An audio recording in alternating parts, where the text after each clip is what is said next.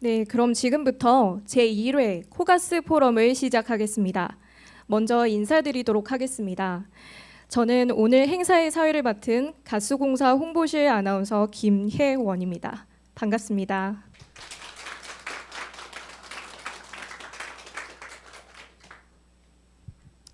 네, 우선 오늘 이 뜻깊은 자리에 귀한 걸음해주신 내빈 여러분께 감사 인사를 드립니다. 제1회 코가스 포럼은 가스 산업 인사이트의 창간을 기념하는 동시에 에너지 전환 시대 천연가스 역할에 대해 산학연 전문가분들이 모여 담론을 나누는 자리입니다. 이렇게 만물이 소생하는 봄의 코가스 포럼도 첫 발을 내딛게 됐는데요. 오늘 이 자리를 계기로 가스 산업에도 따뜻한 봄 기운이 이어지길 바랍니다. 그럼 이어서 오늘 행사에 대해 간단히 안내 드리겠습니다. 크게 1부와 2부로 나누어 진행될 건데요. 1부는 가스산업 인사이트 기고집을 창간을 기념하는 행사로 경과보고, 가스공사 사장님의 인사 말씀, 에너지경제연구원의 축사 순으로 진행되겠습니다. 이어서 2부에는 본격적인 포럼이 예정되어 있습니다. 포럼은 발제와 토론, 질의응답을 끝으로 행사를 마무리하겠습니다. 그럼 본격적인 1부 행사를 시작하겠습니다. 먼저 가스공사 김경식 경제경영연구소장님께 경과보고를 청해 듣도록 하겠습니다. 힘찬 박수로 환영해 주십시오.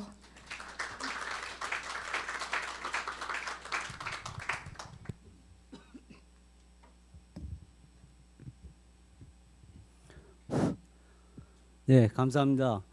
한국가스공사 경제경영연구소장 김경식입니다. 산학연 전문가 기구집 가스산업 인사이트 발간을 기쁘고 뜻있게 생각합니다. 저희 연구소에서는 천연가스 산업의 미래와 다양한 현안 등에 관한 의견들의 교류 통로로서 가스산업 인사이트를 발간하게 되었습니다. 개간으로 발행하는 가스산업 인사이트는 3편 내외의 외부 전문가 논단과 함께 가스공사의 최근 소식으로 구성됩니다. 특히 업계, 학계, 연구기관의 다양한 전문가로 구성된 외부 논단 집필진과 현안들에 관한 여러 고견들을 공유함으로써 합리적인 정책 대안을 제시할 수 있는 자리를 마련하고자 코가스 포럼을 기획하게 됐습니다. 이후에도 한국가스산업 인사이트와 연계하여 발제와 토론 중심의 현안 논의를 정기적으로 추진할 계획입니다. 그 밖에 가스공사 임직원과 함께하는 집필진들의 강연과 발표회, 그리고 학계와의 공동 컨퍼런스 주최 등 다양하고 활발한 논의의 장을 지속적으로 마련토록 하겠습니다. 아무쪼록 오늘 이 자리가 더 큰 발전을 이룰 수 있도록 여러분들의 지속적인 관심과 협력 부탁드립니다. 감사합니다. 네, 감사합니다. 소장님의 말씀처럼 많은 분들의 수고와 관심 속에 오늘 이 자리를 마련할 수 있었다고 생각됩니다. 네, 다음으로는 가스공사 최연희 사장님의 인사 말씀이 있겠습니다. 사장님을 큰 박수로 환영해 주시길 바랍니다.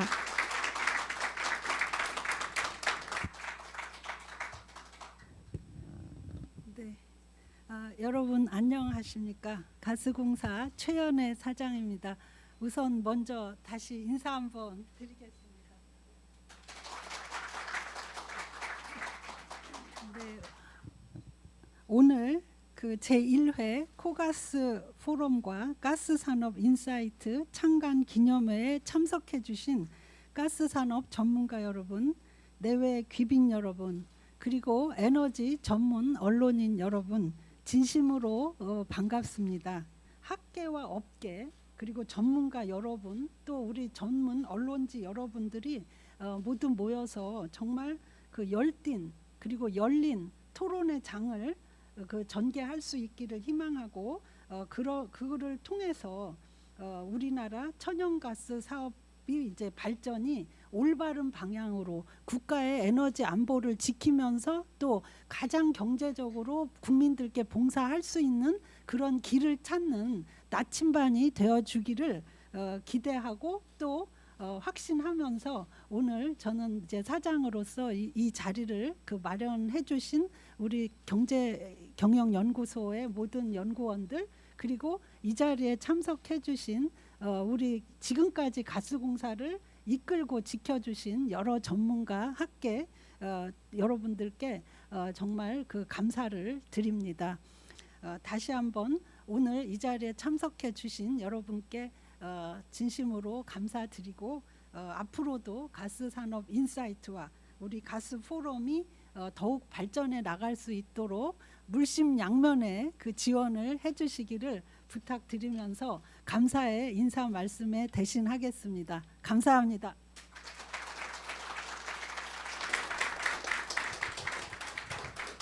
네, 감사합니다. 사장님의 천연가스 산업 발전에 대한 기대와 의지의 말씀 잘 들었습니다. 마지막으로는 에너지경제연구원 정준환 본부장님의 축사가 있겠습니다.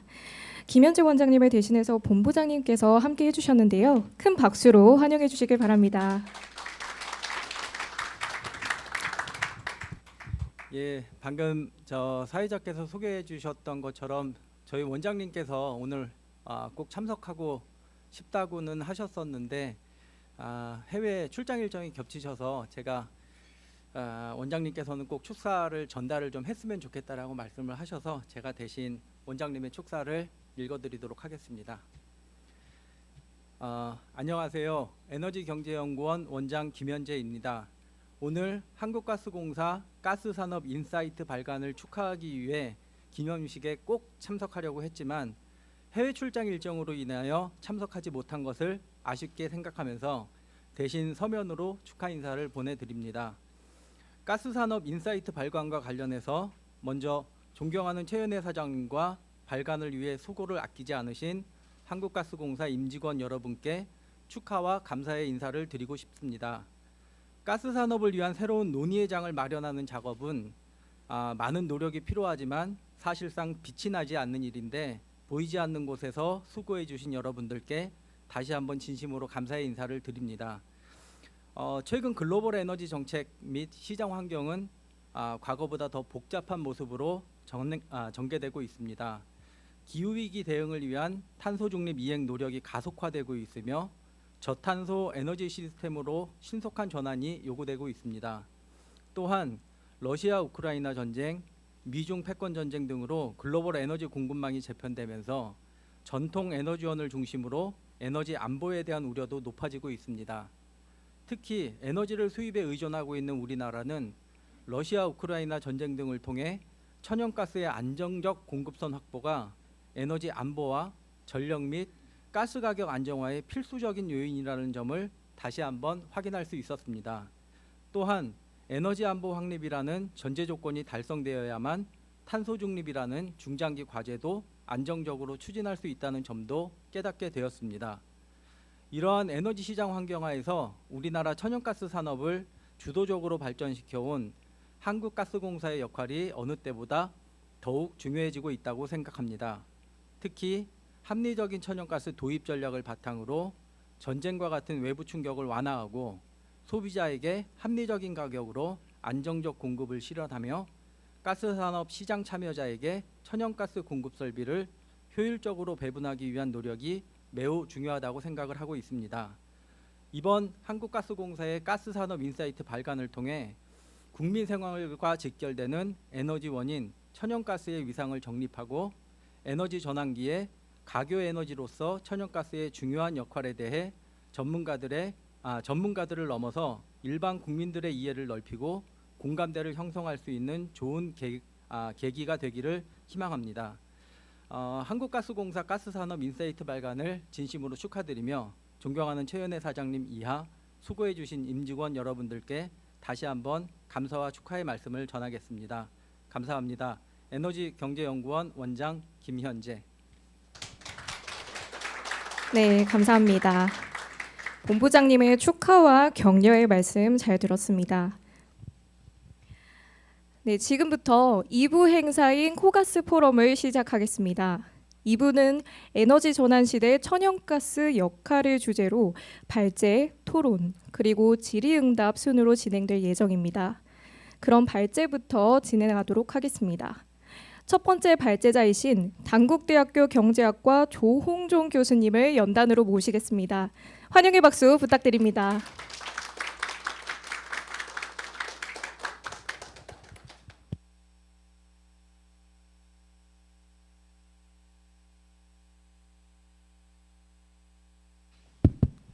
네, 안녕하십니까. 방금 소개받은 단국대학교 경제학과 조홍조입니다.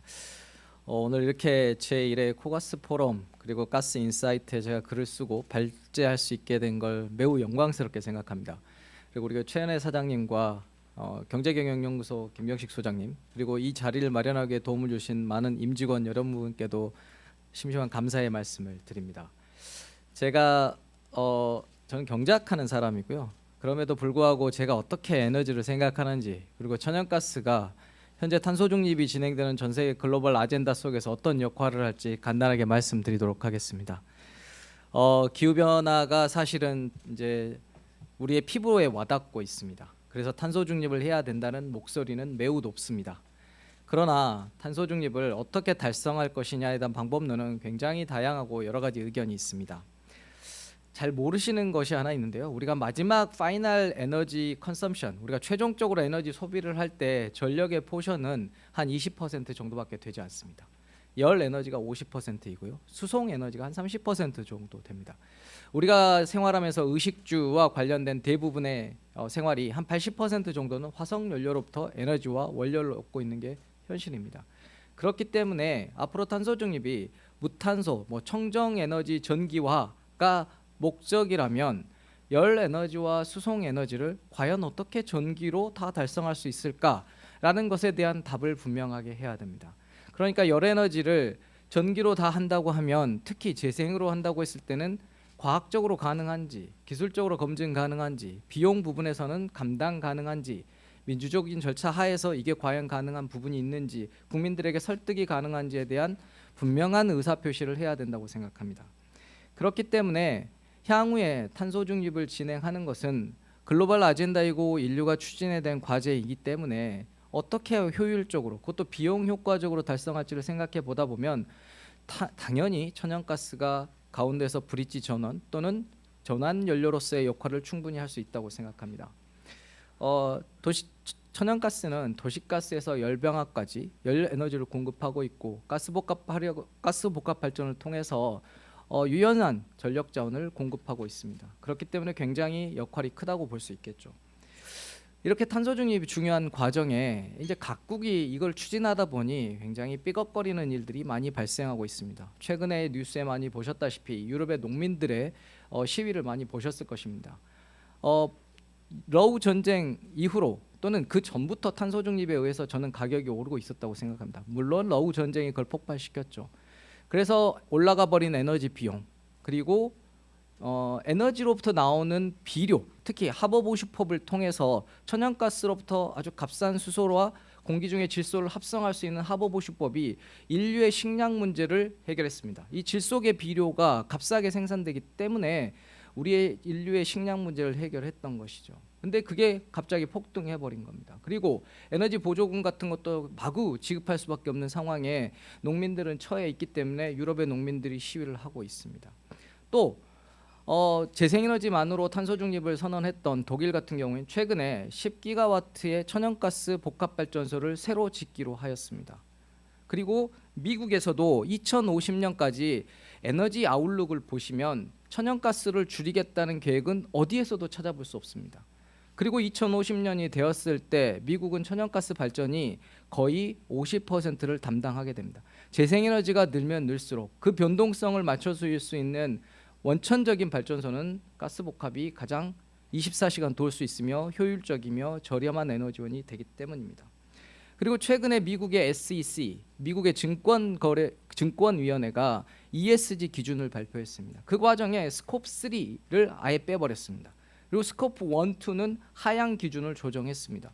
이렇게까지 현실적이지, 그러니까 ESG를 추진하는 게 굉장히 많은 비용 증가를 일으키기 때문에 그와 관련된 비용 인하가 기업들에게 필요하다라는 수준에서 공시 기준을 바꾸고 있는데, 우리나라는 그거보다 훨씬 강력하고 더 비싼 비용을 달성하라고 요구하고 있는 수준입니다. 그리고 최근에 이제 러시아로 들어가는 PNG가 완전히 막혔기 때문에 유럽은 FSRU를 통하여 LNG를 공급받으려고 노력하고 있고, 유럽에 있는 거의 모든 국가들이 지금 천연가스에 목을 매는 상황이 되고 있습니다. 결국 현실적인 탄소 중립, 에너지 전환을 위해서는 천연가스가 아주 중요한 역할을 할 수밖에 없다는 것입니다.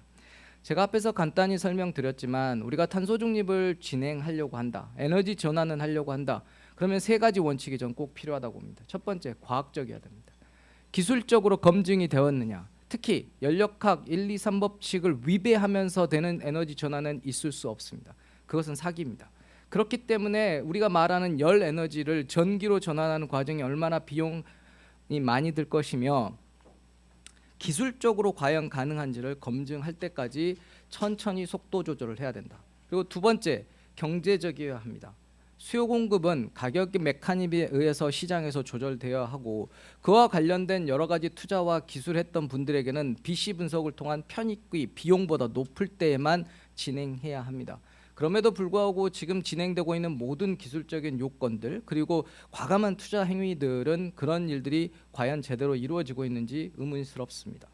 세 번째는 민주적 절차입니다. 앞에 두 개도 중요하지만 앞으로 시민들에게 굉장히 많은 에너지 비용을 부담시켜야 되는데, 그와 관련된 재원 마련 그리고 비용 부담 분배에 대한 사회적 합의가 과연 있었는가를 묻고 싶습니다. 그렇기 때문에 천연가스가 그 세 가지를 충족하면서 갈 수 있는 현재의 유일한 기술이자 가장 유능한 기술이라고 저는 생각하고 있습니다.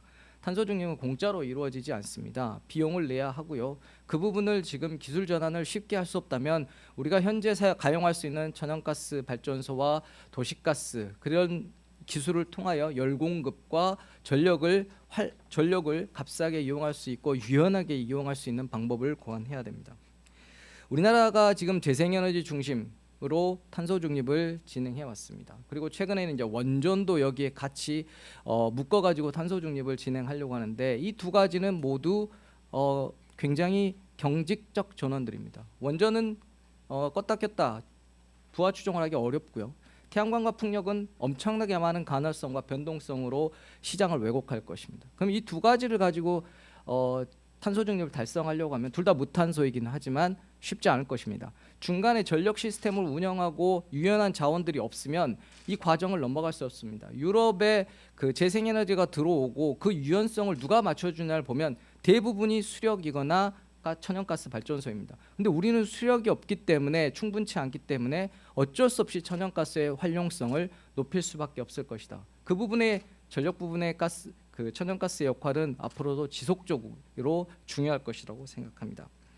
그래서 결론적으로 말씀드리면 탄소 중립을 진행하는 과정, 그리고 그 와중에 또 하나 중요한 게 있습니다. 에너지 안보, 이 두 가지를 모두 충족하면서 우리가 가야 한다고 하면 결국 이 저탄소 에너지원인 천연가스, 그리고 도심에 가깝게 모든 배관이 연결되어 있는 현재 도시가스의 배관망과 여러 가지 터미널의 효율적 활용을 통하여 우리나라 천연가스 산업이 한 걸음 더 도약하고 한 단계 더 진일보할 수 있는 방향으로 우리 천연가스 산업이 꼭 그 역할을 담당해 줄 것이라고 생각하고 있습니다. 감사합니다.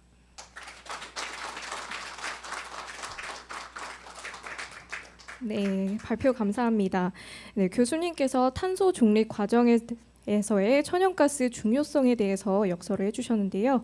네, 이어서 한국도시가스협회 정희용 전무님께서 발제해 주시겠습니다. 큰 박수로 환영해 주시길 바랍니다.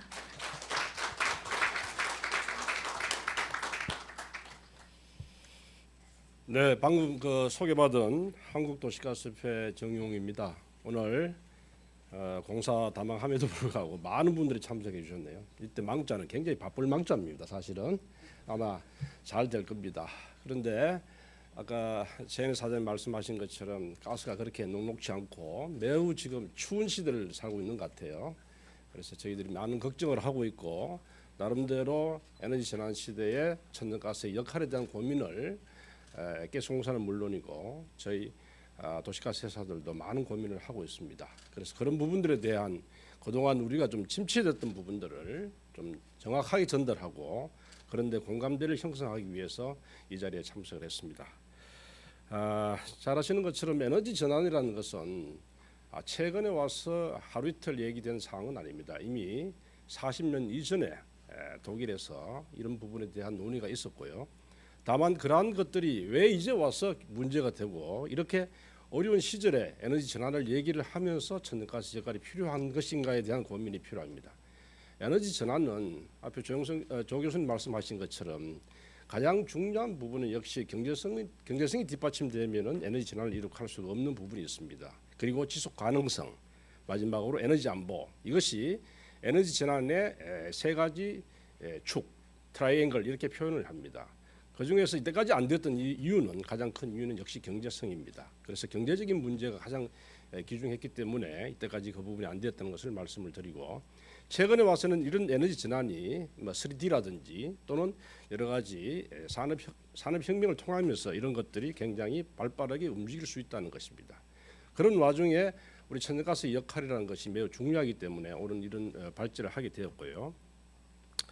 잘 아시는 것처럼 세계 경제 포럼에서 에너지 전환 지수를 이제 매년 발표를 하고 있습니다. 에너지 전환 지수가 우리나라는 작년에 31위를 차지했습니다. 매우 비관적인 그런 수치입니다만은 어쩔 수가 없습니다. 그런데 그 ETX 에너지 전환 지수의 그 평가 지표를 잘 보면은 우리가 에너지 전환이라고 하면은 리뉴어블 에너지가 주가 되고 전력 이런 부분들이 주가 되었을 때 에너지 전환이 된다고 가정을 하고 생각을 합니다. 그러나 매우 잘못된 생각입니다. 에너지 전환 지수는 대부분의 나라가 북유럽파 내지는 유럽 쪽에 있는 나라들이 상위에 랭킹이 됩니다. 랭킹되는 이유는 에너지 전환에 대한 사회적인 시스템, 인프라, 그리고 전환을 위한 준비, 사회적 합의 이런 것들이 매우 중요하기 때문에 그러한 부분들이 인덱스의 많은 부분을 차지를 합니다. 그런 측면에서 우리 한국의 가스 산업의 인프라는 매우 중요하기 때문에 그런 부분들을 충분히 달성할 수 있으리라 저는 그렇게 생각을 하고 있습니다. 그러면은 저희들 도시가스 산업 또는 국내 천연가스 산업이 왜 그러면은 가스 산업뿐만 아니고 에너지 전환을 선도할 수 있을 것인가 하는 근본적인 4가지 내지는 5가지 이유를 한번 들어보겠습니다.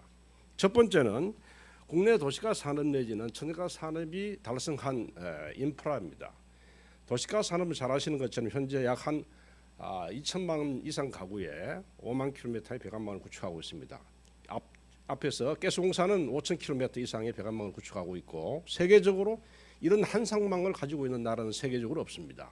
그래서 업스트림과 미들스트림과 다운스트림까지 매우 에너지를 전환을 하기 위한 시스템적인 구비가 잘 되어 있다는 것을 말씀을 드리고 약 한 85%의 보급률을 갖고 있기 때문에 에너지 전환을 위한 시스템적인 면에서 매우 우수하다 이렇게 들 수가 있습니다. 두 번째는 천연가스가 가지고 있는 굉장히 다양한 범용성입니다. 버라이어티한 이런 성격들은 앞으로 에너지 전환에 매우 유용한 부분이 될 수가 있습니다. 앞으로도 계속해서 화석연료의 중요성보다는 그 비율은 매우 높습니다. 그렇기 때문에 석유가 가지고 있는 한계, 석탄이 가지고 있는 한계, 또는 원자력이 갖고 있는 수용성의 한계, 리뉴얼블 에너지 갖고 있는 가능성이라든지 지역적인 한계 이런 것들을 모두 아우를 수 있는 것은 역시 천연가스의 범용성이다 이렇게 볼 수가 있고, 천연가스는 잘 아시는 것처럼 가정상업뿐만 아니고 발전 그리고 연료전지라든지 또는 원료에서 연료까지 다 이렇게 공급할 수 있는 장점을 갖고 있습니다. 미국도 지금 보면은 천연가스뿐만 아니고 원별 소싱을 보면은 석유와 석탄, 원자력은 이용 단계에 보면 매우 제한적입니다. 반면에 천연가스는 약 30%가 발전, 30%가 가정상업, 30%가 이렇게 해서 333의 법칙이라 이렇게 얘기를 합니다. 그래서 천연가스는 그 사용할 수 있는 사용처가 매우 다양하고 거기에 기술 옵션이 더 첨가된다고 했을 때는 굉장히 폭발적인 어떤 효과를 가져올 수 있다 이렇게 생각을 할 수가 있습니다. 다음은 세 번째는 천연가스에 관련된 여러 가지 기술적인 문제를 얘기를 하면은 우리가 통상적으로 혁신적인 기술들을 디지털 테크놀로지해서 교란성 기술이라고 표현을 합니다. 과거에 트랜지스터가 진공관을 굉장히 급격하게 극복했듯이 교란성 기술이 한번 기존의 시장을 흔들면 매우 빠르게 진행할 수가 있습니다. 특히 CCUS와 같은 기술이 만약에 현실화된다고 하고 상업적으로 이용이 가능했을 때는 천연가스는 더더욱 확장할 수 있는 가능성을 갖고 있습니다. 그리고 네 번째는 재생에너지가 갖고 있는 한계입니다. 지금 우리가 좀 잘못 알고 있는 것 중에 하나가 전력에 대한 막연한 기대입니다. 지금 전력을 사용하면은 온실가스가 감축되고 모든 것이 깨끗하다고 생각하고 있지만은 매우 잘못된 생각입니다. 아까 조 교수님 말씀하신 대로 과학적으로 계산을 해보면 됩니다. 왜냐하면은 현재 전력의 온실가스 배출 개수는 0.44 CO2 톤/메가와트 아워입니다. 반면에 우리 천연가스의 온실가스 배출 개수는 0.21 CO2 톤/메가와트 아워입니다. 다시 말해서 천연가스의 배출 개수가 발전의 2분의 1도 안 되는 현실입니다. 다시 말해서 현재 발전소를 가동해서 전력을 사용한다고 하면은 마지막 엔드 유저 입장에서는 온실가스가 적게 나오는 것 같이 보입니다. 당연히 하죠. 그런데 국가 전체로 봤을 때는 온실가스가 엄청 많이 나옵니다. 이것은 분식회와 똑같은 이치입니다. 얼굴만 가지고 화장을 아무리 한다고 하더라도 몸 전체에 건강이 좋지 않으면 좋지 않는 결과를 가져오듯이 전체적인 측면에서 온실가스를 바라봐야 됩니다. 그래서 이것을 시뮬레이션을 해보면은 지금 현재 전력의 배출 개수가 전력의 여러 가지 그 옵션들이 다시 말해서 투입되는 에너지가 재생 에너지를 많이 투입하고 하면은 현재 0.44 CO2 톤/메가와트 아워가 점진적으로 2050년대까지 0으로 가정할 수가 있습니다. 그러면 여기는 재생에너지 비율이 엄청 들어가야 됩니다. 현재 약 8%에 불과한 재생에너지 비율을 여기에 2030년도까지 한 30% 이상, 35% 정도 이렇게 투입을 한다고 하면은 2035년도에 가서 천연가스의 배출 개수 0.2와 거의 같은 수준에 도달합니다. 다시 말해서 천연가스는 그 지금부터 아무런 노력과 기술적인 옵션을 선택하지 않고 그냥 간다고 했을 때 2035년도에 가더라도 0.2를 유지하는 반면 발전은 지금부터 계속해서 재생에너지 비율을 엄청나게 투입을 해야 2035년도에 가서 배출 개수가 0.2로 낮추어져서 천연가스와 같은 균형을 이룬다 이런 얘기입니다. 그러면은 우리 참석해 주신 모든 분들 전문가니까 잘 아시지 않겠습니까? 재생에너지 비율을 30년까지 35%까지 과연 올릴 수 있겠습니까? 물론 노력하면 되겠지만은 매우 어려운 수치입니다. 그렇기 때문에 천연가스의 청정성 이런 부분은 우리가 굉장히 가소평가되어 있다는 것을 말씀을 드립니다. 또 비관한 예로 건물 같은 경우도 똑같습니다. 오늘 여기 지금 전력이 굉장히 많이 들어가고 있지 않습니까? 전력을 가지고 통상적으로 온실가스 배출 개수를 이제 낮추려고 하면은 전기를 올 전기화를 하면 된다고 매우 강조를 합니다. 매우 잘못된 생각입니다. 건축물의 건물의 온실가스 배출은 에너지를 이용하는 단계가 중요한 것이 아닙니다.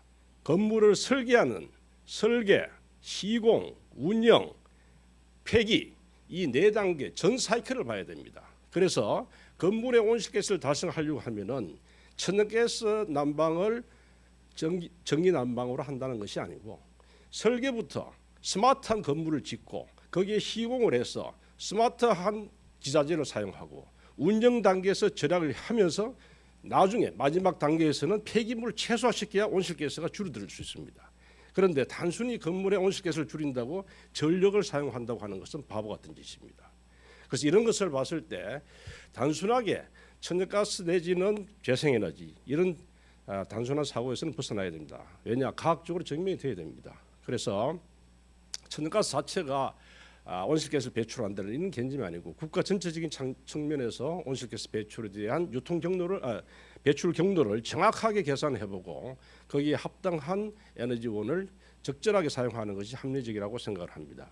그래서 앞에 말씀드린 대로 천연가스의 가장 중요한 장점은 다양한 전환 옵션이 있다는 얘기입니다. 앞에 말씀드린 대로 CCUS도 그렇고 우리 천연가스 배관망 기존 배관망을 활용하면서 수소를 나중에 공급한다고 하더라도 기존 배관망을 사장화시키지 않고 새로운 에너지원을 공급해 나갈 수 있다. 또 여기에 지금 가스공사도 관심이 있고 저희들도 관심이 많은 일본의 메타네이션 굉장히 기술적으로 어렵지만은 언젠가는 달성할 수 있을 생각이 됩니다. 일본이 거기에 올인을 하고 있습니다. 그러한 기술들이 천연가스와 결합되었을 때는 매우 유용한 에너지 전환을 촉진시킬 수 있을 것이다. 저희는 이렇게 생각을 합니다.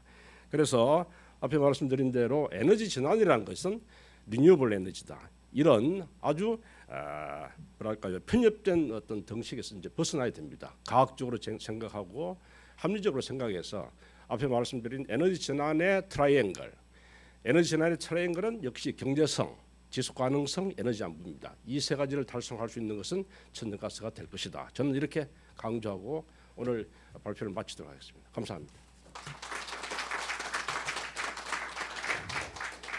네, 전문님 감사합니다. 에너지 전환 시대에 천연가스가 왜 중요한 에너지가 될 수밖에 없는지 느낄 수 있었던 발표였습니다. 네, 그럼 마지막 발제자분을 모시겠습니다. 에너아이디어 김희집 대표님을 힘찬 박수로 맞아주시길 바랍니다.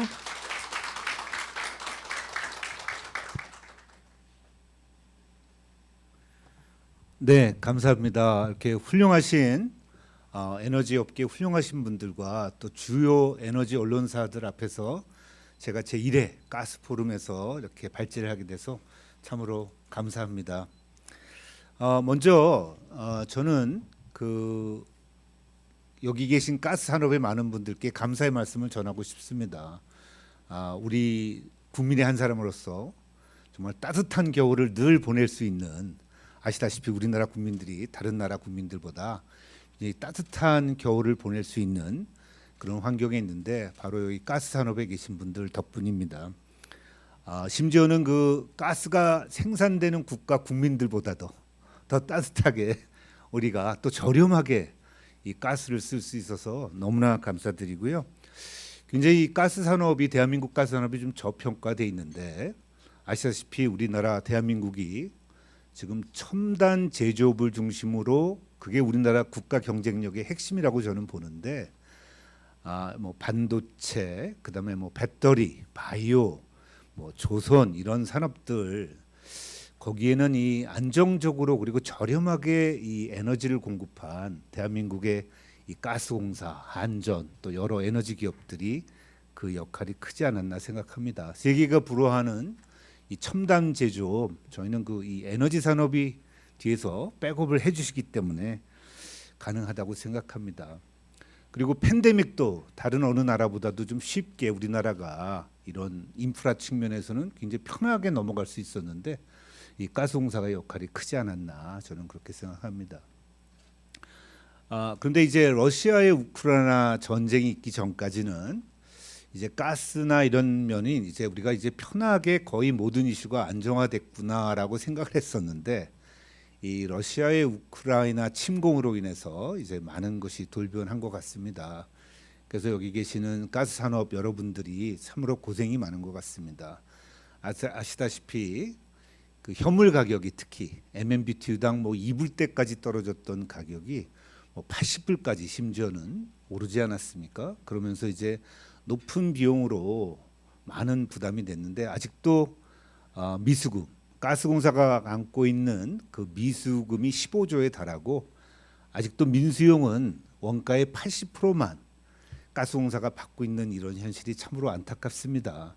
이렇게 국가를 위해서, 국민을 위해서 희생해 주시고 계신데 너무 감사드립니다. 뭐 대한민국 조선 산업이 이렇게 세계적인 산업이 된 게 우리 사실은 가스공사가 FOB를 통해서 가스 수입을 하면서 LNG 건조 능력이 뛰어나게 됐던 그런 거 뭐 명쾌한 사실이 아니겠습니까?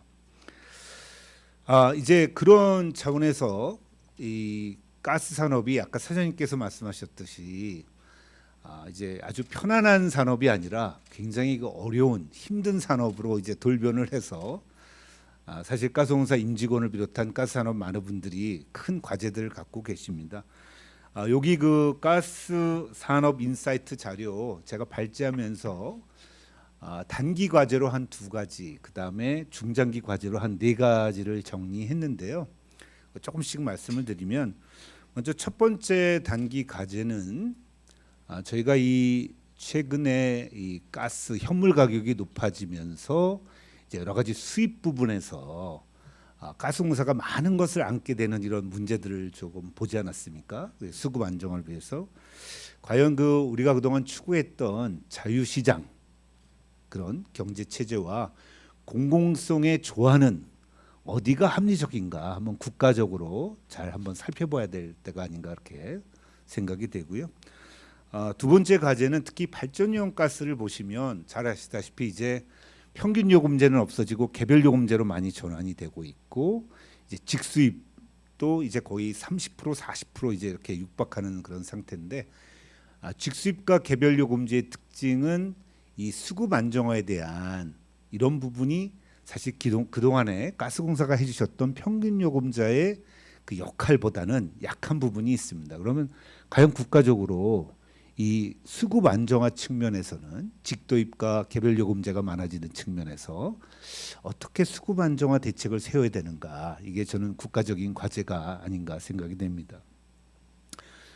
중장기적인 과제로서는 과거에는 우리 가스공사가 뭐 민간 업체가 수입을 뭐 추진하다가 잘 안 되면 그것을 다 안아주기 때문에 아주 비싼 가스를 받아주는 그런 역할도 해주셨는데, 이제는 국민을 위해서라면 그런 일이 있다면 좀 그거에 대한 폐해는 가스공사가 좀 막아주시는 역할을 좀 해주셨으니까 그렇게 생각합니다.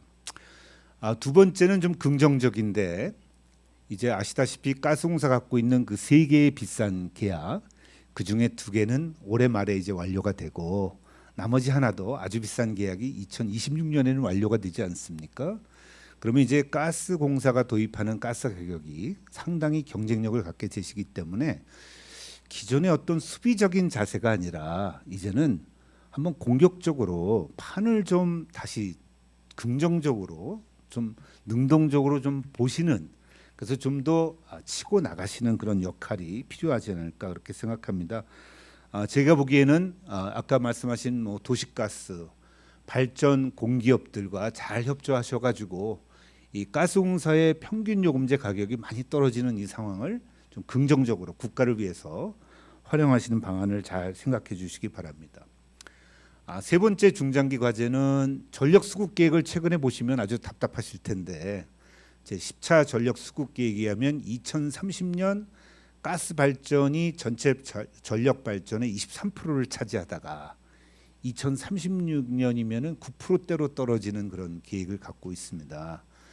하지만 이것은 원자력과 이제 재생에너지가 잘 우리 계획대로 갔을 때 대비인데, 제가 보기에 아까 많은 분이 말씀해 주셨지만 가스는 이 백업용 전원으로서 발전용으로서 상당히 큰 역할을 갖고 있지 않겠습니까? 계획대로 안 됐을 경우는 결국 가스가 다 부담을 해야 되지 않겠습니까? 그러기 위해서는 저는 가스공사는 이제 좀 백업 플랜을 좀 더 갖고 계셔야 되고, 또 백업 플랜을 충분히 갖고 계시다 보면은 사실 좀 더 많이 장기 계약을 하실 수도 있는데, 그러기 위해서는 저는 좀 트레이딩을 할 수 있는, 좀 더 물량을 어떻게 우리가 정확히 예측하겠습니까? 물량을 좀 더 쌀 때 더 많이 샀더라도 남는 물량은 세계 시장에서 점점 커지는 이 트레이딩 시장에서 우리가 소화할 수 있는 그 역량을 갖도록 하는 것이 저는 앞으로 우리나라 대한민국 가스 산업계가 가야 될 방향 중에 하나가 아닌 게 그렇게 생각합니다. 네 번째로는 뭐 탄소 중립이라고 하는 아주 장기적인 그런 계획가에서 아까 정의용 전무님께서 말씀해 주셨듯이 그 이메탄이라고 하는 일본의 가스업계가 준비하고 있는, 그러니까 가스의 이 훌륭한 인프라, 터미널부터 배, 그다음에 파이프라인을 잘 활용할 수 있는 그런 장기적인 방안도 계속 연구를 좀 많이 해주십사, 그렇게 부탁을 드리겠습니다. 아무쪼록 가스공사가 앞으로도 이 경제적으로 가스를 공급하시고 수급 안정화 그리고 에너지 안보에 계속 큰 역할을 해주시길 기원하겠습니다. 감사합니다.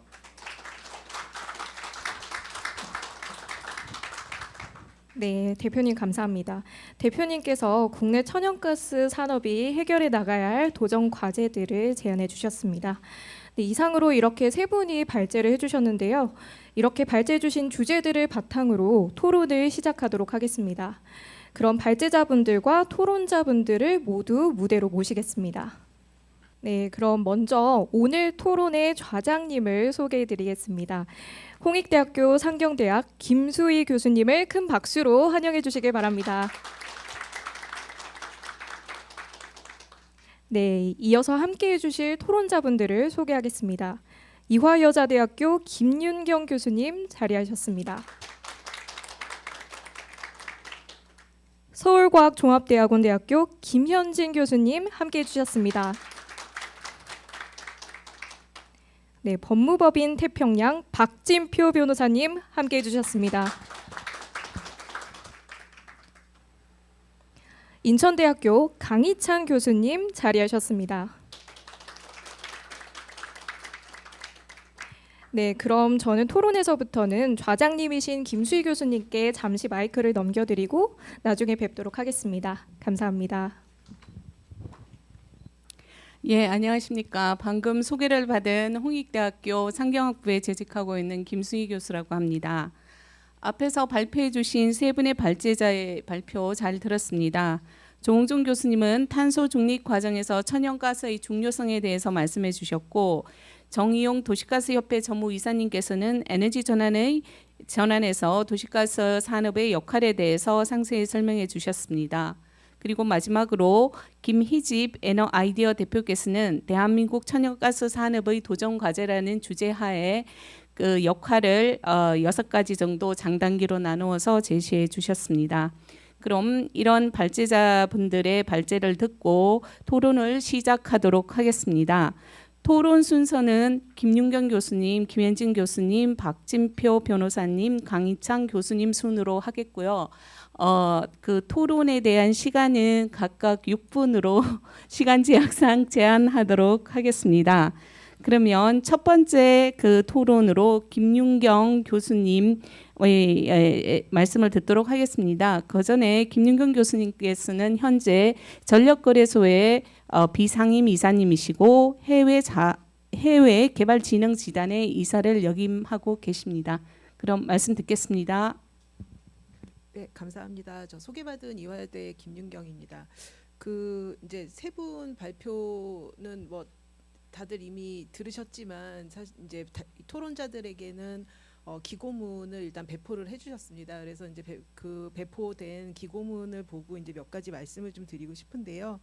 우선 조 교수님 발표의 경우에 사실 제가 가장 마음속에 와닿았던 내용은 탄소 중립의 원칙이 있어야 된다는 말씀이셨어요. 이제 저희가 보통 어떤 정책이나 이런 걸 수행을 할 때 그 정책을 이제 평가를 하는 기준이 한 7가지 정도가 있는데 그 중에 한 가지로 이제 효율성이라는 게 있고 그다음에 기술 진보를 할 수 있는지 아닌지 그리고 그 사회가 갖고 있는 어떤 도덕적인 기준하고 맞는지 그다음에 수용성은 있는지 이제 이런 것들을 고려를 하는데 이제 말씀해주신 것들이 대부분 효율성과 그다음에 수용성 부분에서 굉장히 부합을 하고 있습니다. 사실 어찌 보면 저희가 탄소 중립이라는 게 전 세계가 하고 있고 우리도 해야 되고라는 측면에서 약간 끌려가는 측면이 없지 않아 있는데 그런 걸 함에 있어서 어떤 기준을 명쾌하게 세우고 특히 이제 국민들에게 이런 내용들이 다 이해가 됐는지 그리고 그거에 의해서 발생하는 비용을 충분히 부담할 수 있는지 부분에 대한 공감대 내지는 수용, 인지 이런 부분이 같이 돼야 된다는 부분에 대해서 저도 굉장히 동의를 하고요. 이런 이야기가 조금 더 미리 좀 이루어졌었으면 굉장히 좋았겠다라는 생각도 했습니다. 그리고 두 번째 이제 전무님께서 발표해 주신 내용에서는 사실 이제 또 이 부분에서도 제가 굉장히 와닿았던 게 어떤 그런 편협한 명제에 휘둘리지 말자라는 말씀이 사실 굉장히 와닿았어요. 그리고 저도 사실 이제 굉장히 자주 드리는 말씀이긴 하지만 에너지원에 대해서 어떤 하나를 가지고 모든 걸 다 해결하려고 하는 게 아니라 각각 에너지원들은 보완성도 있고 대체성도 있기 때문에 그 특징들을 잘 살리면서 저희가 해야 결국에는 우리가 가지고 있는 거를 최소로 쓰면서 최대의 성과를 올릴 수 있는 상황을 만들 수가 있거든요. 그래서 그런 측면을 고려를 하면 특정한 에너지원에 모든 것을 다 거는 게 아니라 에너지원이 갖고 있는 장단점을 조금 더 고려하는 측면이 필요하지 않나라는 생각이 들었습니다.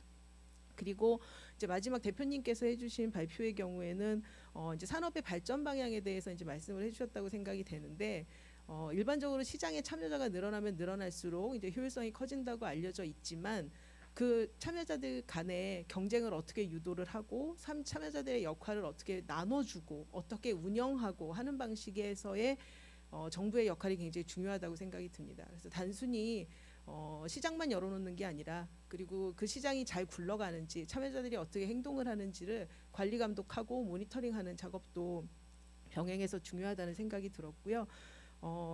이제 모든 세 분이 모두 다 공통해서 말씀하신 게 이제 결국엔 에너지 안보였습니다. 근데 이제 저희가 경제성하고 에너지 안보를 한꺼번에 달성할 수 있다라는 생각을 자꾸 많이들 하고 계시거든요. 근데 경제성하고 에너지 안보는 결국에 상충 관계지 두 개를 한꺼번에 달성할 수는 없습니다. 그래서 뭘 하나 달성을 하려면 뭘 하나 포기를 해야 되는데 저희가 여태까지의 경험치를 보면 항상 모든 걸 다 요구당하는, 그래서 이것도 안 되고 저것도 안 되는 상황을 만들지 않았었나라는 반성을 좀 하게 됐고요.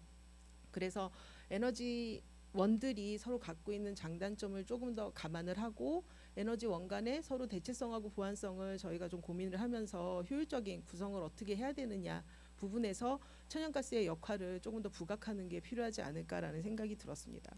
그리고 제가 이제 좀 전에 저기 좌장께서도 소개를 해주셨지만 제가 해외자원개발협회, 그러니까 해외자원개발진흥재단의 이사를 맡고 있어서 드리는 말씀은 결코 아니고요.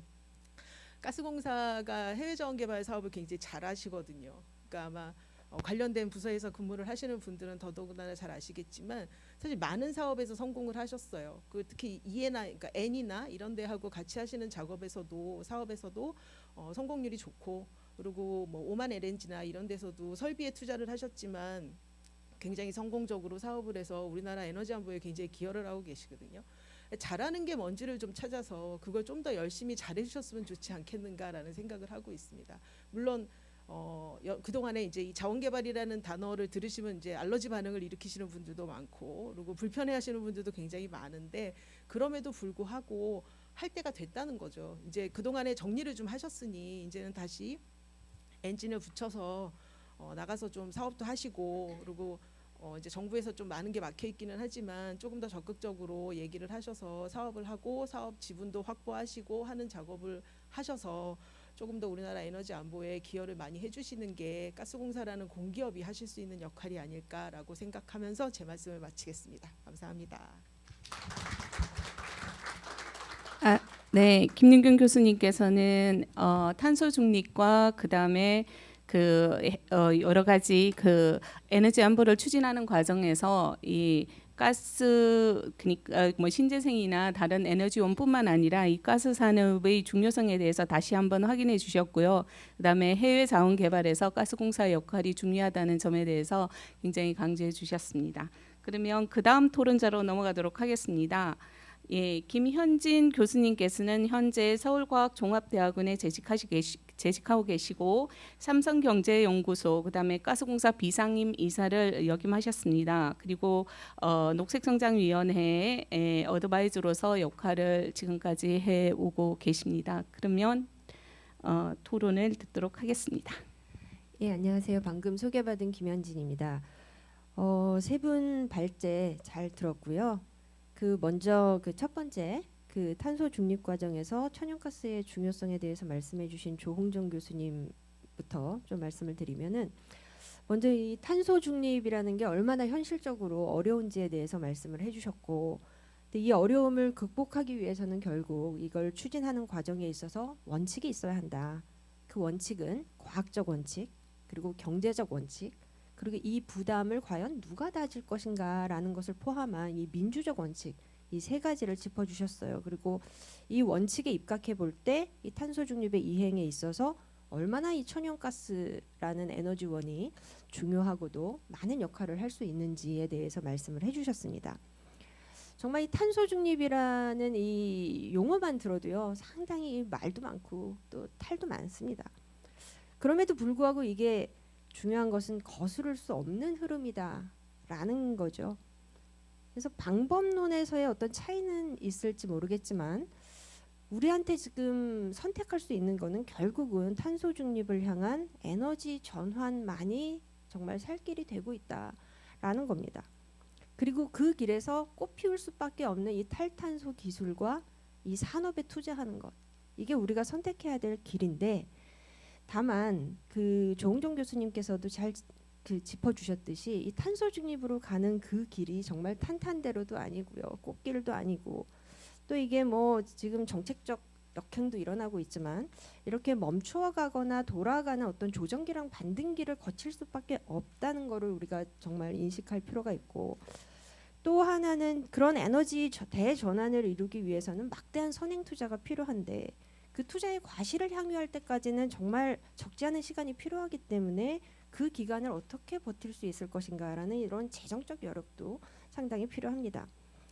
따라서 저는 우리가 이 에너지 대전환의 어떤 길목에 서서 가장 경계해야 될 점은 우리가 다리를 건너긴 건너야 되는데 그 건너갈 다리까지 불살라서는 안 된다는 거죠.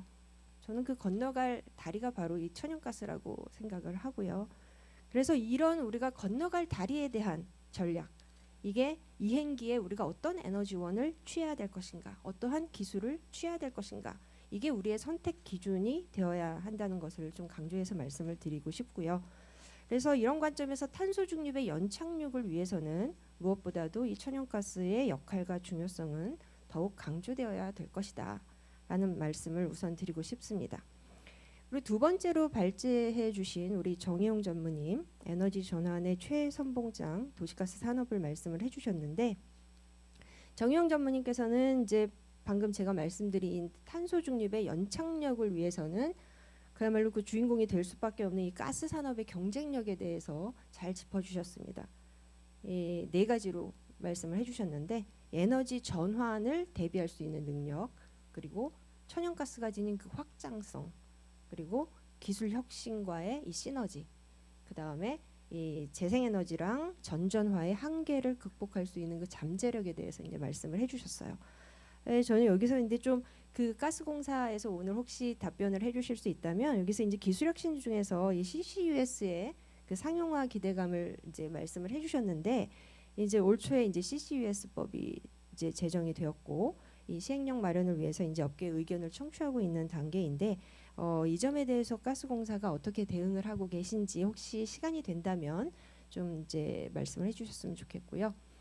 그 세 번째 발제 마지막으로 이제 김희집 대표님께서 대한민국 천연가스 산업의 도전 과제에 대해서 발제를 해주셨는데, 이 두 가지 단기 과제 그리고 네 가지의 장기 과제를 그 제시해 주셨어요. 저는 정말 현 시점에서 우리나라 천연가스 산업에 필요한 가장 중요한 과제들을 총망라해서 제시해 준 것이 아닌가 이렇게 생각을 하면서 들었습니다. 그래서 하나하나 다 중요한 과제인데 시간 관계상 그 두 가지 점에 대해서만 좀 말씀을 드리겠습니다. 이 두 번째 장기 과제로 지적을 하신 이 과거에 비싸게 도입했던 이 가스 장기 도입 계약이 이제 속속 만료되는 현 시점에서 이제 가스공사가 이제 본연의 이제 가격 경쟁력을 복원할 수 있는 기회가 오고 있다, 이제 이런 말씀을 해주셨어요. 그래서 이런 상태에서 전반적인 제도 검토와 그다음에 시너지를 낼 수 있는 방안의 모색이 필요하다라는 말씀을 해주셨는데요. 이 점은 저는 우리 가스 산업의 발전에 그리고 공사의 경쟁력을 위해서 무엇보다도 중요한 과제로 저도 생각을 하는데, 뭐 이제까지 뭐 사실 그상 뭐 가스공사에 쏟아졌던 그런 좀 비판적인 여론을 잠재울 수도 있고, 그 다음에 어떤 시장과의 적극적인 커뮤니케이션을 통해서 이 상장 회사로서 이 주주가치 제고에도 힘쓸 수 있는 이런 기회를 마련해야 되는 현 시점에서 참 가스공사한테 중요한 과제가 아닌가 이런 생각을 합니다. 그리고 이 세 번째로 지적하신 이 백업 플랜의 중요성, 그리고 이제 국제 가스 트레이딩 시장에서 더 많은 부가가치를 창출할 수 있다라는 점도 아주 잘 지적을 해주셨는데, 이 부분에 대해서도 가스공사가 혹시 준비하고 계신 그런 게 있으시면 좀 그 오늘 좀 홍보를 해주시면 감사할 것 같고요. 제 마지막 말씀은 참 이 그 안정적이고 또 경제성을 또 충족할 수 있는 이런 가스의 도입, 이게 우리 가스공사가 안고 있는 가장 큰 과제고 또 우리 국가적 과제인데, 이런 가스 도입과 또 인프라를 최적화하는 이런 분야에서 앞으로 좀 상징성 있는 민관 협력 사례를 우리 또 가스공사가 좀 잘 만들어 주셨으면 좋겠다. 이것이 우리 가스 산업의 발전에 상당히 큰 도약의 계기가 될 것이다라는 것을 제가 마지막으로 말씀을 드리면서 제 발언을 모두 마치도록 하겠습니다. 경청해 주셔서 감사합니다. 네, 김현진 교수님께서는 다각적인 부분에 대해서 언급을 해주셨는데요. 탄소 중립 과정에서 그 과학적인 그리고 경제적인 부담에 대해서 말씀을 해주셨고 가스 산업의 경제적인 부담에 대해서 말씀해주셨고 그다음에 CCS 상용화와 관련해서 가스공사의 역할, 그다음에 장기 도입 계약과 관련해서 앞으로의 경제성 확보 등에 대해서 좋은 말씀을 해주셨습니다. 그러면 다음으로는 박진표 법무부인 태평양 변호사님의 고견을 듣도록 하겠는데요. 박진표 변호사님은 전력, 가스 및 에너지 분야 규제 계약 투자에 관해서 다방면으로 자문을 해온 전문가이십니다. 그럼 토론을 듣도록 하겠습니다. 예, 안녕하십니까. 박진표 변호사입니다. 오늘 아주 소중한 가스산업 인사이트 창간호 기념 토론 자리에 초대해 주셔서 너무 감사드립니다. 사실 이 가스 산업의 중요성이 지금 뭐 에너지 전환을 계기로 막 이렇게 감소되는 거 아니냐는 것도 있지만 다양한 많은 전문가들이 사실은 또 반대되는 생각도 가지고 있는 것 같습니다. 이런 부분에서 많은 토론이 있었고 또 거기에 이제 제가 또 코멘트할 수 있는 기회를 주셔서 감사드립니다. 지금 앞에 이제 발제자분들하고 토론자분들이 이미 너무 정리한 말씀들을 많이 해주셔가지고 사실 뭐 덧붙일 말씀이 사실은 없습니다. 사실은 똑같은 말씀이지만 근데 또 뭐 한 번 더 강조하는 의미에서 좀 말씀을 드리겠습니다. 근데 제가 마침 이제 오늘 정리한 걸 가지고 보는데 이제 이게 2023년 한국가스공사 지속가능 경영 보고서라는 게 있었고 거기에 ESG를 또 중심으로 또 정리가 되어 있더라고요. 이제 보통 그렇게 되어 있습니다만은 그래서 약간 거기서 조금 뭐 인사이트라고 해나 그걸 얻어가지고 조금 약간 ESG를 각색해서 조금 아까 동일한 내용을 좀 말씀드릴 수 있도록 하겠습니다. 사실 이란 게 이제 우리 인바이러먼트로 보시고 이제 에너지 전환 이슈를 많이 하셨지만 사실 그거와 연관되는 또 하나의 의미는 일렉트리시티 이제 전력 산업과의 관계도 중요한 것 같습니다. 사실 에너지 전환도 이제 전력 산업에서 유래된 부분들 때문에 이제 우리가 논의하는 거고 그런 부분에서 이제 보면 이제 에너지 전환이란 전원 믹스에 대한 부분도 있고 또 한편으로 우리가 또 전력 산업에 유심히 보셔야 될 부분은 전력 개통, 전력 시장의 변화 부분이 있는 것 같습니다. 뭐 에너지 전환 계속 이야기가 나왔기 때문에 전력 개통 부분이 사실은 전력의 어떤 발전소의 가동률에 굉장히 큰 영향을 미치는 게 이제 현실화되어 있고요. 동해안 권역에 있는 뭐 석탄 발전소 같은 건 거의 지금 가동 중지에 가까운 상태로 보입니다. 그리고 전력 시장도 전력 거래소가 중심이 돼 가지고 뭐 실시간 시장을 도입한다든지 그런 부분들에서 이제 영향을 미치고 있고 그거에 따라서 이제 재생에너지가 됐든 LNG가 됐든 뭐가 됐든 굉장히 큰 영향을 미치고 있습니다. 사실 LNG 발전소 같은 경우에도 제가 한 몇 년 전에 이제 죄송합니다. 그 어디 공기업에 가가지고 공기업에 가서 이제 걱정하시는 어떻게 LNG 발전 투자를 해야 되냐 많이 고민을 하시더라고요. 이제 그런 부분에서 이제 어떻게 하면 될 거냐. 사실은 에너지 전환이 될 것 같기도 하고 안 될 것 같기도 하고 이런 부분에 고민을 많이 하셨는데 결국 이런 부분들에서 전력 산업에서 안정적인 에너지 투자를 위해서는 PPA 같은 걸 좀 도입해야 한다. 여기서 다 PPA를 통해서 한다. 이런 말씀을 드린 적이 있습니다. 그런 부분에서 이제 어떻게 보면 우리 수요자 창출 과정에서 이제 가스공사하고 협업이 필요해서 어떤 가스 연료 거역과 이제 PPA 같은 걸 뭐 세트로 한다든지 그래서 정부에 대한 건의가 필요하지 않을까 그런 전력 산업 관점에서 의견을 드렸고요. 또 한편에 S인데 소셜이라고 하는데 시큐리티 관점인 것 같습니다. 이제 소셜은 사실 뭐 시큐리티 관점은 계속 이야기가 나왔습니다만은 저는 이제 그 과거에 이제 그 KDI 쪽으로 이제 모잠비크 LNG사 프로젝트에 대해서 이제 의견을 드린 적이 있었는데 그 예타할 때 의견을 드린 적이 있었는데 그때 사실 굉장히 모잠비크 LNG 할 때 열심히 하시더라고요. 가스공사분들이 처음에는 조금 안 좋게 나왔는데 그걸 이제 또 결국 다 뒤집으시고 열심히 하셔가지고 그 정도 이제 정성을 했고 이런 노력들이 이제 합쳐져서 이제 에너지 위기 상황에서 큰 역할을 했다고 생각됩니다. 그래서 이제 아까 이제 에너지 안보와 이제 해외 자원 개발의 중요성에 이야기가 나왔는데 그 부분에서 시큐리티 역할도 중요하고 생각하고요. 또 한편으로 이제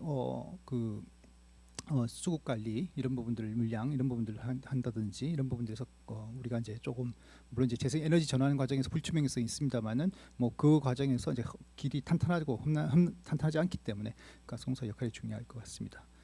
그리고 이제 G 부분인데 이제 가버넌스인데요. 뭐 우리 가버넌스는 사실은 이제 우리 공기업이기 때문에 가버먼트의 관계가 중요한 것 같습니다. 사실은 에너지 공기업으로서 자체적인 가버넌스만 따질 수는 없고 정부와의 관계를 어떻게 구축할 거냐. 사실 정부의 역할이 있고 지금 조금 안타까운 부분은 정부의 역할과 기업의 역할이 공기업이라고 하더라도 이렇게 명확하게 구분되지 않고 혼용되면서 너무 가버먼트의 이제 역할이 너무 큰 거 아닌가는 좀 우려가 있습니다.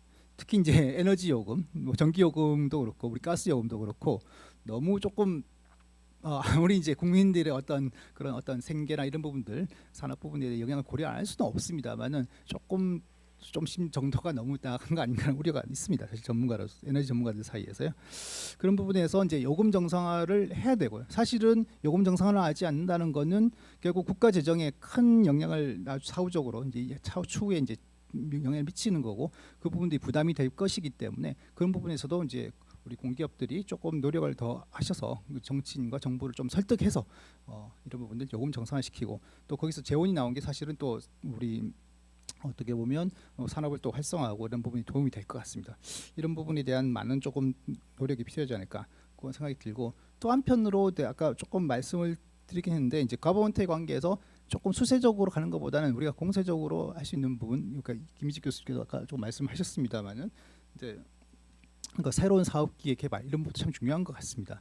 이제 지금 이제 과거에 이제 어떤 도식으로 이제 그 도식화된 어떤 걸 유지하기에는 너무 환경이 많이 바뀌었고요. 규제 환경도 많이 바뀌었고 참 어떻게 보면 가스공사가 이제 규제 환경에 갇혀서 꼼짝달싹하지 못하는 상황인데 물론 이제 불가피하게 이제 뭐 그런 부분이 있습니다. 도시가스 사업법상 어떤 규제되는 이제 도매가스 도매 사업자로서 뭐 그 규제 환경에 처해 있습니다만은 그걸 그 환경 속에서도 좀 돌파구를 찾을 수 있지 않을까. 뭐 그 개별 요금제 뭐 저도 예전에 조금 자문을 드렸습니다만은 개별 요금제가 하나의 또 모델이 될 수 있고 그런 거 비슷한 부분은 사업기를 찾아서 어떻게 보면 그런 부분들에서 우리가 비즈니스 기회를 만들고 조금 할 수 있지 않을까 하는 생각이 들었습니다. 뭐 자원 개발 부분도 마찬가지인 것 같습니다. 예, 이상입니다. 네, 감사합니다. 박진표 변호사님께서는 ESG와 관련해서 가스공사에 대한 조언을 해주셨고요. 앞으로 규제와 관련해서 그 상황에서 가스공사가 앞으로 어떻게 그 규제를 헤쳐나갈지에 대해서 말씀을 해주셨습니다. 그러면 마지막으로 인천대에 계시는 강희창 교수님의 토론을 듣도록 하겠습니다. 강희창 교수님은 현재 자원경제학회 이사이시고 환경경제학회 부회장을 맡고 계시며 현재 한전 경영경제 포럼의 위원을 역임하고 계십니다. 그러면 토론을 듣도록 하겠습니다.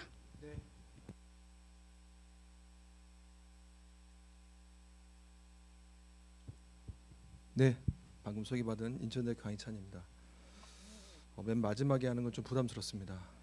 우리 김수희 좌장님께서 저랑 친하다는 이유로 한번 살아남으라 이런 의미로 마지막에 두신 것 같은데 앞에서 다 말씀하셨기 때문에 그 아직 말씀하지 않았던 부분만 한번 잘 얘기해 살아남아 보도록 하겠습니다. 앞에서 되게 좋은 말씀 많이 해주셨고 또 오늘 또 토론자 세 분께서 뭐 말씀하셨던 부분들 뭐 제가 평소에 생각하신 부분이라고 거의 일치하는 부분들이 있었던 것 같습니다. 그래서 조금은 곧 앞에서 얘기하지 안 된 약간 위기 부분하고 약간 기회 부분 중심으로 좀 말씀을 드려보도록 하겠습니다. 잘 아시다시피 지금 국내외적으로 천연가스 관련된 상황이 시장이 녹록지 않습니다. 잘 아시다시피 국내적으로는 직도인 물량이 계속 이제 확대되고 있고 해외적으로는 지금 여러 가지 이런 리스크들이 확대되는 그런 상황이라고 볼 수가 있죠. 근데 이제 중요한 거는 이러한 과정 속에서 그러면 그 가스공사는 전력을 제대로 설정하고 있는지 점검을 해봐야 될 것 같습니다. 특히 이제 많이 문제가 되고 있는 뭐 공공 비축량 감소의 문제라든지 또 터미널 사용 허가로 인한 어떤 품질 문제라든지 또는 인입량의 적절성 문제라든지 가스공사 도입 물량 감소로 인해서 재정 악화의 문제라든지 또 이에 어떤 해소 방안을 찾기 위한 어떤 신사업이 존재하는지 그리고 그걸 위한 조직이 있는지 또는 지금 개별 요금제 같은 거가 지금 지속 가능할 수 있을지의 문제라든지 또 이 전력 분야에서 천연가스가 어느 정도까지 서바이벌할 수 있는지에 대한 어떤 그거에 대한 예측치라든지 이런 것들을 지금 사실 굉장히 탄탄하게 연구하고 준비를 해놓지 않으면 나중에 괜찮을 거야 뭐 천연가스 중요하니까 이렇게 그냥 공세적으로 수세적으로 가다가 굉장히 좀 문제가 되지 않을까 이런 생각을 좀 해볼 수밖에 없습니다. 사실 그래서 민간 발전 사업자의 직도인 물량이 증가하는 상황은 사실은 뭐 관련 규정이나 이런 걸로 막을 수 있는 사항은 더 이상 아닌 것 같습니다. 그래서 그 지금 이러한 그 시장의 경쟁이 증가하는 상황 속에서 공공의 수입 물량의 책임지는 가스공사 역할을 어떻게 재정립할 수 있는지를 점검하는 게 더 나은 선택일 텐데 아까 그리고 이제 트레이딩 얘기를 이제 김희집 이제 대표님께서 말씀하셨는데 저는 굉장히 중요한 또 다른 신사업 영역이 필요하다고 봅니다. 그래서 그 트레이딩에서도 저는 사실 최근에 어떤 IMO의 규제와도 관련되긴 하지만 이 선박 LNG 관련된 벙커링 사업 같은 것들도 지금 여러 민간 기업들에서 지금 준비하고 있지만 이런 것들을 또 우리 가스공사에서도 같이 좀 생각하면서 그것이 신사업인 동시에 저는 국내 천연가스를 안정적으로 도입할 수 있는 또 다른 어떤 대안의 하나로고 트레이딩 속에서 그 비축 물량을 우리로 이제 국내적으로도 공급할 수 있는 안정적으로 그런 이제 가능성이라고 보고 있고요. 그다음에 이제 잘 아시다시피 지금 민간 발전 사업자 심지어는 뭐 한전에서조차 한전이나 아니면 가스 사업하시는 분들이 뭐 자체적인 가스 인수지를 뭐 건설하겠다 이런 얘기들도 하고 그 가운데서 뭐 이거를 뭐 막겠다 이거보다는 사실은 이걸 통해서 어떤 새로운 신사업을 좀 찾는 것도 어떨까 생각을 해봅니다. 무슨 얘기냐면 그걸 하는 과정에서 분명히 어떤 안전의 문제, 건설과 운영에서의 안전의 문제가 이제 도래할 수밖에 없는데 그런 안전 문제를 가스공사의 어떤 신사업 영역 쪽으로 좀 한번 고민해보고 이제 투자와 적합한 인력 재배치가 좀 필요하지 않을까 이런 생각이 들고요. 그다음에 이제 당연히 가스공사는 지금 현재도 다양한 이제 어떤 수입지 다변화를 노력하고 있는 것으로 알고 있고 굉장히 잘하고 있습니다. 그런데 이제 그와 관련해서 이제 조금 이제 한 가지 말씀드리고 싶은 거는 트레이딩을 정말 전문적으로 할 수 있는 그런 이제 전문 인력을 많이 좀 더 채용을 하고 그들을 바탕으로 좀 이런 선물 거래까지도 가능한 그런 것도 했으면 좋겠고요. 이런 다변화의 노력은 정말 드러나든 또 드러나지 않는 방식으로 여러 가지로 우리가 함께 노력하는 게 필요하지 않을까 이런 생각도 같이 해봅니다. 이상입니다. 감사합니다. 네, 강희찬 교수님께서는 그 민간 LNG 도입업자와의 어떤 관계 설정 그리고 트레이딩과 벙커링의 중요성에 대해서 말씀해 주셨습니다. 그러면 한 5분 정도 남았으니까요. 저희 발표해 주신 분들 이 토론 과정에서 나온 질문이나 아니면 부분에 대해서 코멘트 있으실 것 같았어요. 각각 한 1분씩 답변을 해 주시기 바랍니다. 자, 그러면 처음 발표해 주신 조홍종 교수님부터 시작하도록 하겠습니다. 저한테 무슨 질문이 있었는지 딱히 잘 모르겠는데 저는 그냥 제가 하고 싶은 말 한마디만 더 말씀드리겠습니다. 탄소 중립, 에너지 전환 다 좋습니다. 근데 국민들한테 한번 물어봐야 됩니다. 이 재생에너지 중심으로 재생에너지가 지리적 한계를 극복하기 위해서 송배 전망을 천문학적으로 투자해야 되고 현재도 지금 남해안에 있는 재생에너지는 올라오지 못합니다. 그런데 이거를 가지고 지금 탄소 중립을 진행하겠다고 하고 그다음에 이제 여기다가 이제 원전도 엄청나게 이제 같이 이번에 아직 결과는 안 나왔습니다. 나오면 두 가지 다 경직적인 전원들이기 때문에 중간에 유연성 자원이 저는 굉장히 많이 필요하다고 생각합니다. 그렇기 때문에 천연가스의 역할은 중요할 것이고 그다음에 간헐적인 이 자원들을 대비하기 위해서는 ESS를 천문학적으로 돈을 투자하고 다른 백업 전원을 또 달아야 되고 이 많은 비용과 불합리하고 비효율적인 전력 설계 시스템을 과연 이대로 가져갈 것인지에 대한 답변 저희가 이제 연구자들도 많은 의견을 제시하고 뭐 업계에서도 특히 가스공사의 역할도 이 부분에서 굉장히 중요하다는 걸 전 역설하고 싶습니다. 감사합니다.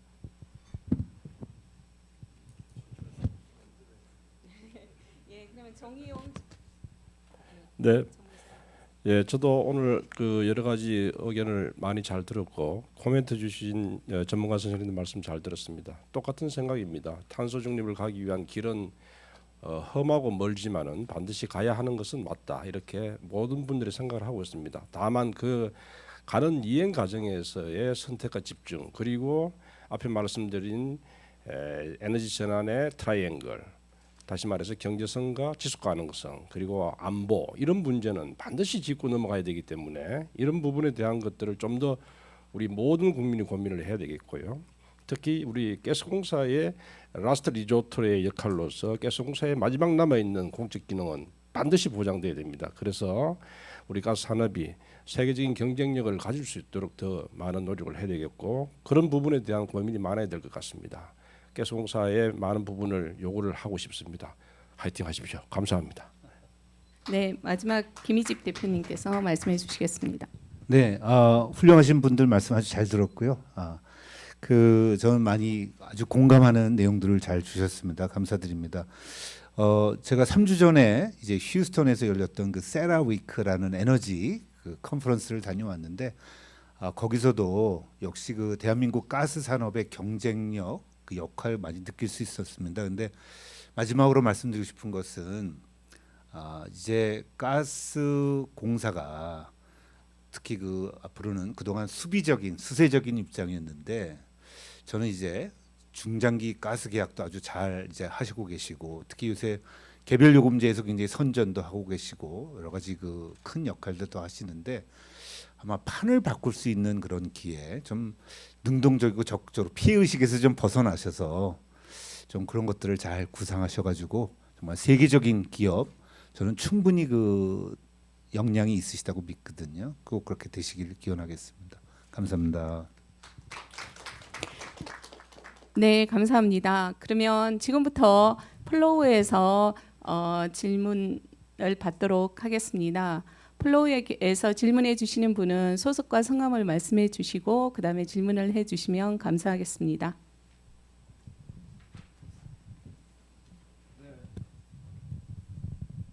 네, 저는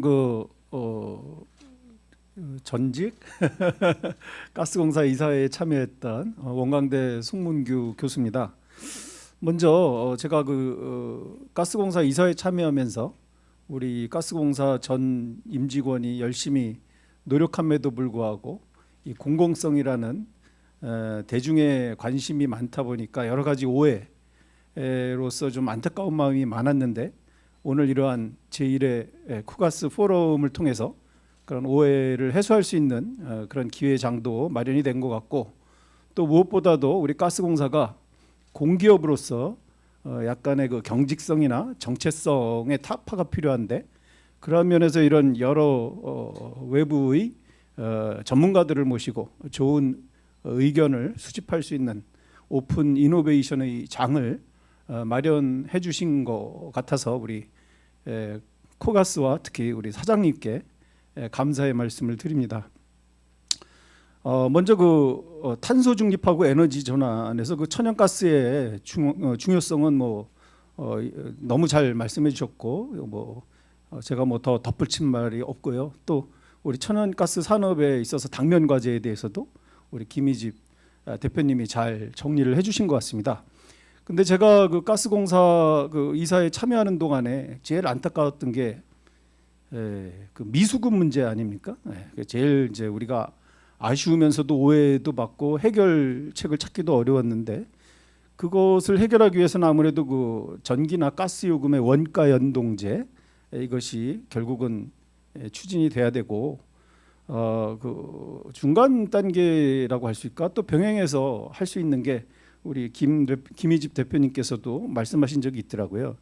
그 원가 기반의 지역 차등제 요금, 지역별 생산 원가가 다르기 때문에 수도권에서 더 비싸게 요금을 내고 지역에서는 상대적으로 낮은 요금을 함으로 인해서 전 국토의 균형 발전에도 기여할 수 있다는 좋은 취지가 있기 때문에 우리가 그런 것을 통해서 또 가스공사 입장에서는 미수급 문제를 해결할 수 있는 요금의 경직성을 어느 정도 유연화시킬 수 있는 아이디어가 아닐까 이런 생각을 해봤습니다. 그래서 그런 점들에 대해서도 앞으로 많이 관심을 가져주셨으면 하는 부탁을 드려봅니다. 네, 감사합니다. 네, 가스공사에 대해서 굉장히 좋은 말씀을 많이 해주신 것 같은데요. 이과 관련해서 답변은 가장 가까운 발제와 관련이 계신 김희집 대표님께서 한 1분 정도 말씀해 주시고 또 가스공사의 향후 역할이 굉장히 중요한 것 같아서 그 다음으로 사장님이 고견도 좀 들어야 될 것 같습니다. 자, 먼저 말씀해 주시죠. 이제 말씀드릴 타픽이 완전히 소진돼가는 그런 상태인데 아니 그 사장님께서 아니 저는 지금 가스공사 최근에 정말 훌륭한 사장님뿐만 아니라 임원진도 아주 훌륭한 이 팀워크 임원진이 되신 것 같아서 아주 뭐 긍정적으로 생각하고 오늘 나오신 많은 분들이 좋은 과제를 얘기해 주셨는데 잘 좀 사장님 리더십 하에 많이 좀 잘 해주시길 기원하겠습니다. 부탁드리겠습니다. 그러면 사장님의 의견을 듣도록 하겠습니다. 아까 토론하신 분 중에 몇 가지 질문도 나온 것 같아서 한꺼번에 답변해 주시면 감사하겠습니다. 네, 하여튼 오늘 제가 이 정말 길다면 길고 좀 제 생각에는 좀 짧은 이 시간 동안에 벌써 수많은 그런 과제와 숙제와 또 어떤 희망과 전망 뭐 이런 게 다 생겨서 정말 지금 늦었다고 생각은 되지만 이런 자리를 좀 자주 만들고 정기적으로 이제 해야겠다 하는 생각을 다시 한번 했습니다. 그래서 이제 몇 가지 질문에 먼저 그 답변을 조금 드리면 저희가 그 해외 자원 개발은 굉장히 잘한 것 같아요. 그래서 제가 그 부임을 해서 여러 가지 어려운 문제가 생겨서 낮에 막 회사에서 머리가 아프다가도 밤에 잘 때 꼭 10년 전에 이 자원 개발에 투자해 주셨던 먼저 그 선임 사장과 그 당시에 여러 임직원께 마음의 감사를 이제 하고 잠들고 이렇게 했을 정도로 지금 10년이라는 거의 10년의 그 1996년에 처음 이제 인도네시아에 지분 투자를 시작으로 그 이제 본격적으로 시작된 거는 한 2014년 요런 무렵이기 때문에 정말 아까 여러 우리 교수님들이 말씀해 주신 대로 10년을 굉장히 어려운 가운데서 우리가 이 고통을 짊어지고 온 결과 상당히 그 해외 자원 개발의 결실을 지금 저희가 보고 있습니다. 그래서 2023년에 최초로 그 해외 자원 개발에서의 1조 원이 넘는 수익을 거두었거든요. 그래서 아마 이거는 민간을 다 합해도 대한민국에서 최초로 거둔 게 아닌가 이런 생각을 해서 그 전임 그 투자하신 그 단계부터 이 모든 것을 성공적으로 또 이끌어 오시는 데에는 우리 직원들이 다 굉장히 고생을 했지만 또 이렇게 우리 그 주변에서 많은 조언과 또 이 서포트를 제공해 주신 전문가들께 제가 다시 한번 깊은 또 감사를 드립니다. 그래서 그리고 이제 지금 보면은 아까 에너지 안보에도 우리가 그 기여를 했지만 이미 약 누적돼서 1.8조 원을 그러니까 1조 8천억 원을 요금 인하에 또 썼거든요.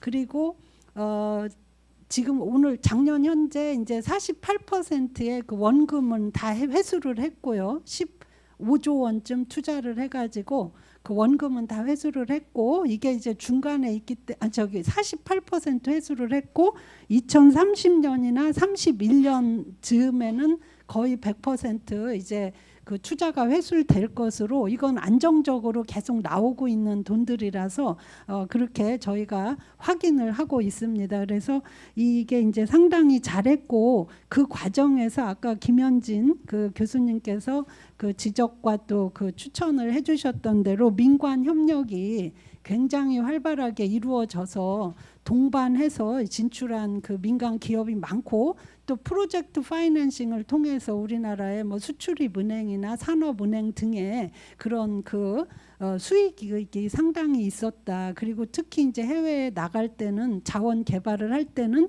지금도 우리가 이런 많은 그 노력을 함께 이제 협업을 통해서 하고 있다 하는 말씀도 드립니다. 또 이제 가스 산업 경쟁력을 위한 CCUS법 이거에 대해서도 저희도 이제 많은 대비는 하고 있는데 저도 전 세계를 지금 다니면서 그런 메이저들의 이제 최고위층들과도 아주 심층적인 대화를 나눠봐도 아직도 그 많은 우리 그 교수님들이 처음 발제를 통해서 말씀해주신 것처럼 이게 뭐 그 탐색 과정에 있는 것 같아요. 뭐 수소에 대한 연구도 이제 많이 다각적으로 하고 있지만 이게 이제 기술이 우리가 원하는 대로 그 개발 속도가 따라주지를 않고 무엇보다 그 비용을 낮출 수 있는 그런 수준으로 이제 되지를 못하다 보니까 이제 상당히 그 이제 여러 군데 발을 들이는 암중무색의 기간이 아닌가 이런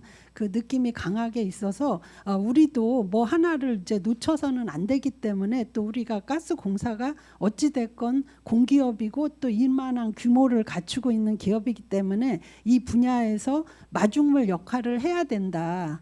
그런 각오와 의지는 이제 확고합니다. 그래서 우리도 이제 이 방향에서 어떤 실타래나 기회를 놓치지 않도록 최대한 이제 이렇게 교류도 많이 하고 있고 MOU도 많이 맺고 있고 이메탄 같은 경우도 도쿄가스랑 또 새롭게 그 MOU를 맺어서 그 우리가 기존에 가지고 있는 모든 그런 하드웨어 시스템 배관망을 비롯한 이런 시스템을 계속 활용할 수 있도록 그 탈탄소 이후의 시기에도 활용할 수 있도록 그런 이제 노력을 하는데 결국은 경제성의 문제와 이 수용성의 문제를 어떤 그 기술이 차지하게 될 것인지 거기에 대해서는 우리가 함께 더 모색해야 되지 않나 이렇게 생각을 합니다. 그래서 뭐 여러 가지 말씀 주신 것들은 오늘 또 저희가 숙제로 많이 받아서 더욱더 이어받아서 이제 할 것이고 아까 그 단기적 과제로 우리 김희집 대표님께서 말씀하신 그런 이제 민간의 선택적 도입의 문제 또는 또 국내 직도입사와의 문제 또 그리고 대외적인 리스크가 확대되는 데 있어서의 대비책 이런 부분들도 저희가 이제 일부 용역도 좀 추진하고 있고 우리 오늘 들어보니까 또 교수님들께서 또 많은 새로운 또 인사이트도 정말 주셨기 때문에 이것을 또 과제로 연결시켜서 계속 저희가 추진하겠다는 이제 말씀을 우선적으로 드립니다. 하여튼 저로서는 오늘 너무나 그 뜻깊은 시간이었고 모처럼 이런 시간에 제가 또 공부도 심층적으로 더 할 수 있어서 저 개인적으로도 아주 그 보람 있고 행복한 시간이었다 이런 말씀 또한 드립니다. 감사합니다. 네. 예, 감사합니다. 사장님의 답변까지 들었습니다. 예, 그러면 오늘 이렇게 발표해 주신 세 분 발표자님 그리고 토론에 참여해 주신 네 분 교수님 그다음에 변호사님 감사드리고요. 앞으로 이 에너지 전환과 에너지 안보라는 굉장히 중요한 화두는 뭐 가스공사 간의 문제가 아니고 우리나라 전체에 굉장히 중요한 문제라고 생각이 됩니다. 그래서 가스공사 입장에서는 공공기업 로서 공공성과 그다음에 그럼에도 불구하고 하나의 사업자로서 수익성 이 두 마리 토끼를 다 잡으면서 아주 지속 가능한 성장을 계속 해 나갈 수 있었으면 좋겠다는 말씀을 마지막으로 드리고 이 세미나를 마치도록 하겠습니다. 참석해 주신 여러분께 진성으로 감사드립니다. 이상 마치겠습니다.